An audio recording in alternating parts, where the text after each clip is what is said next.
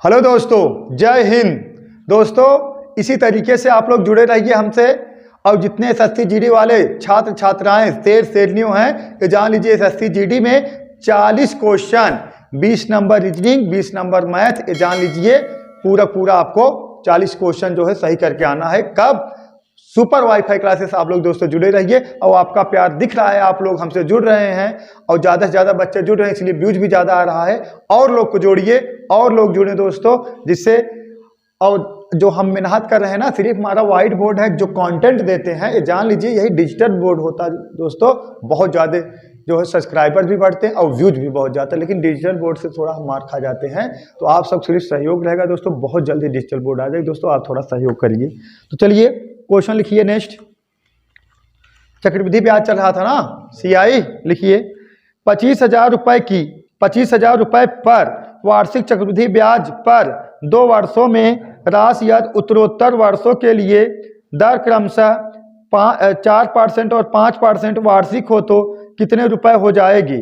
कितने रुपए हो जाएगी दोस्तों? इसमें क्या पूछा गया पता है? मिश्रधन। सही है, मिश्रधन। 25,000 रुपए की धनराशि है, उत्तरोत्तर मतलब पहले वर्ष में चक्रवृद्धि ब्याज 4% है, दूसरे वर्ष में चक्रवृद्धि ब्याज 5% है। तो बताइए मतलब लास्ट में पूरा मिश्रधन कितना होगा? तो हम सूत्र लगवाते नहीं है, जो मेथड आपको सीधा और सटीक है वही मेथड लगवा रहे हैं। देखिए मेथड 1, 25,000 रुपए धनराशि है, पहले कितना 4%, 104/100। फिर दूसरे वर्ष कितना 5%, 105/100। सही दोस्तों। अब इसको सॉल्व कर दोगे, आ जाए कितना 27,300। यही क्या हो गया दोस्तों? आपका मिश्रधन हो गया।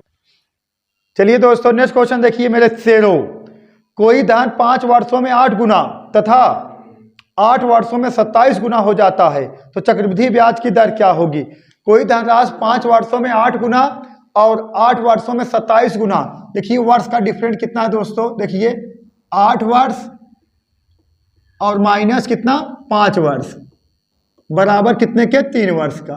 अब 3 वर्ष का डिफरेंट है तो कुछ नहीं करना। आप देखिए 8 और 27, अगर 3 वर्ष का डिफरेंट है तो घनमूल निकाल लीजिए। अगर 2 वर्ष का डिफरेंट होता, अगर दोस्तों 2 वर्ष का डिफरेंट होता का निकाल लेते? वर्गमूल निकाल लेते। अगर 4 वर्ष का डिफरेंट रहेगा तो निकाल लेंगे का 4 मूल।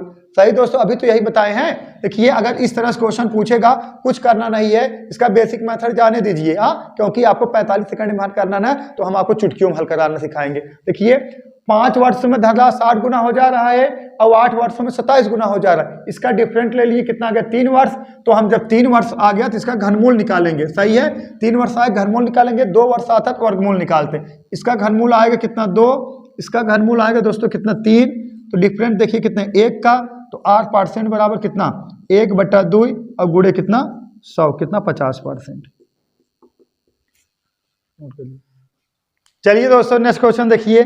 चक्रवृद्धि ब्याज पर उधार दी गई कोई धनराशि 2 वर्षों में 1460 रुपए तथा 3 वर्षों में 1606 रुपए हो जाता है, तो ब्याज की दर बताइए। देखा 2 वर्षों में 1460 रुपए और 3 वर्षों में 1606 रुपए हो जाता है, तो ब्याज की दर बताइए। सही दोस्तों, ये 2 वर्ष का है ब्याज, चक्रवृद्धि ब्याज। देखिए 2 वर्षों में 1460 रुपए हो रहा, तो इसमें चक्रवृद्धि ब्याज और मूलधन दोनों मिक्स है। एक है मिश्रधन है। ये 3 वर्ष में 1606 रुपए हो जा रहा है, ये भी का है मिश्रधन है। अब यहाँ से यहाँ जो वृद्धि होगी परसेंटेज तो उतना ही होगा ना। देखिए वृद्धि कितने को हुई है? कितने की वृद्धि? 146 की। तो वृद्धि परसेंट जो रेट होगा 146 की जो वृद्धि हुआ दोस्तों किस पर हुआ है? 1460 पे। और गुणे कितना? 100। 0 0 से कैंसिल हो गया, या 46 कैंसिल हो गया दोस्तों, कितना आ गया? 10%। सही दोस्तों, नहीं समझ में आया फिर समझिए। जो ये 1460 रुपए है 2 वर्ष का है मिश्रधन है। ये जो 1606 रुपए एक है 3 वर्ष का मिश्रधन है। अब देखिए 2 वर्ष से 3 वर्ष होने में जितना परसेंटेज लगा होगा, जितना वृद्धि हुई होगी, कितने वृद्धि हुई? 146 के। तो वही किसमें चेंज कर लीजिए? परसेंटेज में 146 की वृद्धि हुई किस पर? 1460 पे। 146/1460 गुणे 100 कितना आ गया? 10%। ठीक है दोस्तों। चलिए दोस्तों नेक्स्ट क्वेश्चन देखिए। एक धनराशि चक्रवृद्धि ब्याज पर 5 वर्ष में दुगनी हो जाती है ब्याज की समान दर पर वह कितने वर्षों में 8 गुनी हो जाएगी। सही दोस्तों, एक धनराशि चक्रवृद्धि ब्याज पर 5 वर्ष में दुगनी हो जाती है, ब्याज की समान दर पर कितने वर्ष में 8 गुनी हो जाएगी। देखिए इसका कॉन्सेप्ट समझ लीजिए कैसे लगेगा दोस्तों। देखिए 5 वर्ष में या कितना गुना होता, 2 गुना हो जा रहा है। सही है, तो कितने वर्ष में वह कितना गुना हो जाएगा, 8 गुना हो जाएगा। सही दोस्तों, तो जो 2 गुना हो जा रहा है, कितना हो जा रहा है, 8 गुना हो जा रहा है। यही बेस हमें बराबर करना, इसको लिख सकते हो कितना, 2 घाते 3। देखिए बेस बराबर हो गया ना, ये भी 2 ना। अब इसका गुणा इधर करा दीजिए। देखिए 5 गुणे 3, 5 3 कितना, 15 वर्ष में। सही दोस्तों, 5 3 15, इसका गुणा ऐसे करा दीजिए घात का, और इसमें वर्ष में 5 3 15 वर्ष में। 15 वर्ष में कितना गुना हो जाएगा दोस्तों, 8 गुना हो जाएगा। ठीक है, नोट करिए फटाफट। चलिए दोस्तों नेक्स्ट क्वेश्चन देखिए भैया, कोई धन चक्रवृद्धि ब्याज की दर से 7 वर्षों में 3 गुना हो जाता है, तो 21 वर्षों में वह कितने गुना हो जाएगा। देखिए दोस्तों 7 वर्षों में वह धनराशि कितना गुना हो जाता है, 3 गुना हो जाता है। तो 21 वर्षों में, 21 वर्ष है ना, हाँ 21 वर्षों में वह धनराशि कितना गुना हो जाएगा।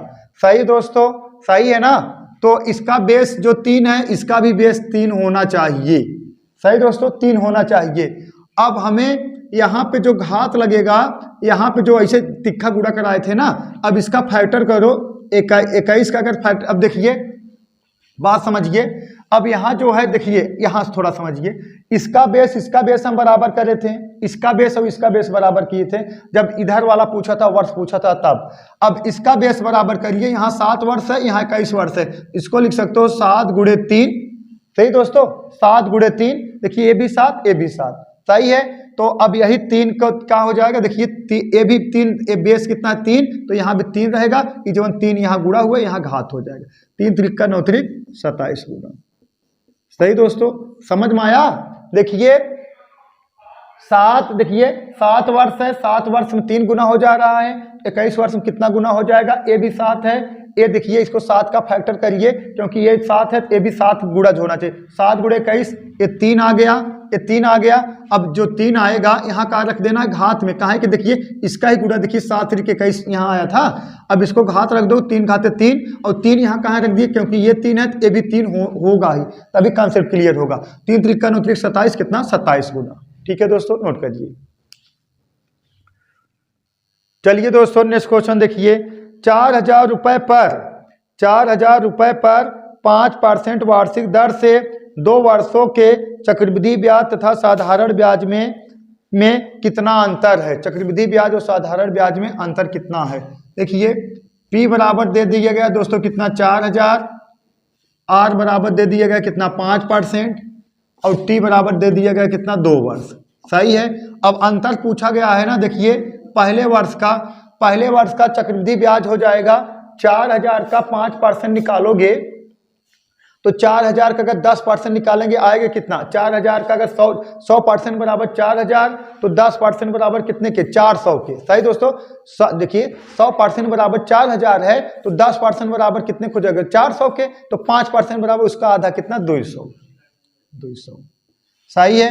अब दूसरे साल में 200 ते ब्याज लगेगा ही, 200 ते ब्याज लगेगा ही, 4,000 का 200 लगेगा। लेकिन इस जीवन ये 200 का चक्रवृद्धि ब्याज है, ये जो 200 है इस पर भी 5% का ब्याज लगेगा। सही है ना। देखिए 4,000 का अगर 5% निकालो, 200 पहले वर्ष का और दूसरे वर्ष 200 लगे, लेकिन दूसरे वर्ष में जीवन ब्याजवा हो तो उसमें जुड़ जाता है, तो इसका भी 5% लगेगा। इसका 200 का 5% निकालोगे, 200 को 10% निकालोगे 20, 5% निकालोगे 10 आ गया। अब जो अंतर आएगा CI अंतर, SI का जो अंतर आएगा दोस्तों, देखा जो चक्रवृद्धि ब्याज होता है, ब्याज जो चक्रवृद्धि जो साधारण ब्याज होता है, वो तो मान लीजिए 200 पहले वर्ष आए, 200 दूसरे वर्ष आए, तीसरे वर्ष 200 आएगा। लेकिन जो चक्रवृद्धि ब्याज रहेगा 200 पहले वर्ष आएगा। चक्रवृद्धि ब्याज साधारण ब्याज का जो पहले वर्ष का ब्याज होता समान होता, और लेकिन चक्रवृद्धि ब्याज दूसरे वर्ष 200 आएगा, लेकिन यही ब्याजवा भी जुड़ जाएगा 10। तो चक्रवृद्धि ब्याज साधारण ब्याज का जो ई तो रहेगा कैंसिल हो जाएगा, तो अंतर यही सिर्फ 10 का आएगा ना। सूत्र याद करने की जरूरत नहीं है ना, डायरेक्ट बता दे रहे हैं ना, लेकिन सूत्र भी जान लीजिए। मेथड 1 हो गया, ये मेथड 1 हो गया। अब मेथड 2 देख लीजिए दोस्तों।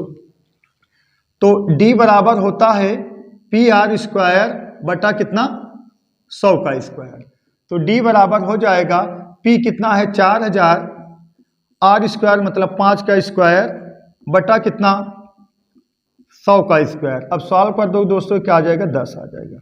ठीक है दोस्तों, नोट कर लीजिए। इससे बाहर जितना पढ़ा देंगे दोस्तों, इससे बाहर कुछ पूछने वाला है नहीं। और जो चक्रवृद्धि ब्याज साधारण ब्याज का जो अंतर होता है ना, अब यही 3 वर्ष का पूछता तो 3 वर्ष निकाल लेते, 4 वर्ष पूछता 4 वर्ष निकाल लेते, और ऐसे कैंसिल कर देते, जो इधर ब्याज आता वही जोड़ देते। ठीक है, देखते उत्तर की प्राप्ति। चलिए दोस्तों नेक्स्ट क्वेश्चन देखिए। ₹1 की राशि पर 8% प्रतिवर्ष की दर से 2 वर्षों के लिए चक्रवृद्धि ब्याज और साधारण ब्याज का अंतर 19.20 रुपए है। तो यक्स का मान क्या होगा?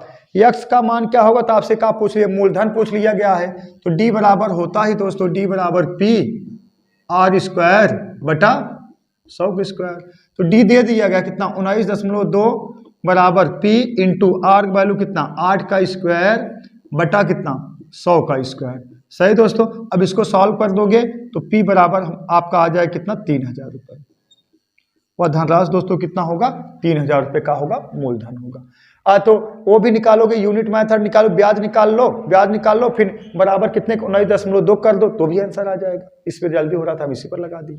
नोट करिए। चलिए दोस्तों नेक्स्ट क्वेश्चन देखिए। यदि एक निश्चित धनराशि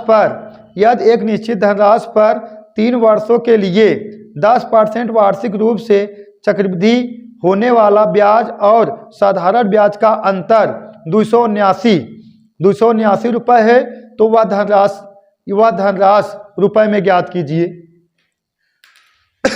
अब देखिए दोस्तों, अब इसको हम फ्रैक्शन मान से लगाएंगे ना, बेटर रहेगा। यदि एक निश्चित धनराशि पर 3 वर्षों के लिए 10% वार्षिक रूप से चक्रवृद्धि होने वाला ब्याज और साधारण ब्याज का अंतर 779 रुपये है, तो वह धनराशि ज्ञात कीजिए। तो लगाना कैसे देखिए, 10% का जो फ्रैक्शन मान होगा, 10% का जो फ्रैक्शन मान होगा 1/10 होगा। सही दोस्तों, 10% जो फ्रैक्शन मान होगा 1/10 होगा। तो जो मूलधन होगा P बराबर होगा 10 × 10 × 10 बराबर कितने 1000 यूनिट है। भाई देखिए 10% फ्रैक्शन मान कितना 1/10, तो यही मूलधन होता था, यही ब्याज होता था। जब दोनों जोड़ देते थे तो क्या हो जाता था, मिश्रधन होता था। सही है। तो 1 साल का ब्याज का 10 है, तो 3 साल कितना हो जाए 10 गुणे, नहीं 1 साल का मूलधन का 10 माना जा रहा है, 3 साल को 10 × 10 × 10 कितना 1000 ये माना जाएगा, 1000 यूनिट। सही है, इतना बराबर कराएंगे लास्ट में। सही दोस्तों, नहीं समझ में? 10% फ्रैक्शन मान 1/10, ये है मूलधन, ये है ब्याज ना। तो हमें मूलधन निकालना 3 वर्ष का, तो 10 × 10 × 10, 2 वर्ष का होता है 10 × 10 कितना 100। सही दोस्तों। चलिए देखिए अब क्या करना है, देखिए पहले वर्ष देखिए, और ब्याज कितना लग रहा है, रेट कितना है दोस्तों, रेट है 10% है। रेट कितना है 10% है ना, यहाँ लिख दें 10%। अब देखिए वर्ष 3 है। अब 1000 का 10% निकालोगे दोस्तों 100 आएगा। अब दूसरे वर्ष में जाओगे तो इस 100 ब्याज लगभग करे, और फिर इस पर भी इस 100 रुपए पर भी 10% लगेगा, तो 100 का 10% 10 हो जाएगा। अब तीसरे वर्ष में देखिए, तीसरे वर्ष में इस 100 रुपये तो लगेगा, 100 रुपये लगेगा, लेकिन इस पर भी 10% ब्याज लगेगा, इस पर भी 10% ब्याज लगेगा, और इस पर भी 10% का ब्याज लगेगा। सही है। अब इस पर भी 10% का ब्याज लगाओगे तो कितना 10, इस पर भी 10% का ब्याज लगाओगे कितना 10 20। सही दोस्तों, 10 10 20, इस पर 10% लगाओ कितना 1, कितना हो जाएगा 1 हो जाएगा। सही है, कितना 1। अरे 10 का 10% निकालोगे तो 1 ही आएगा ना।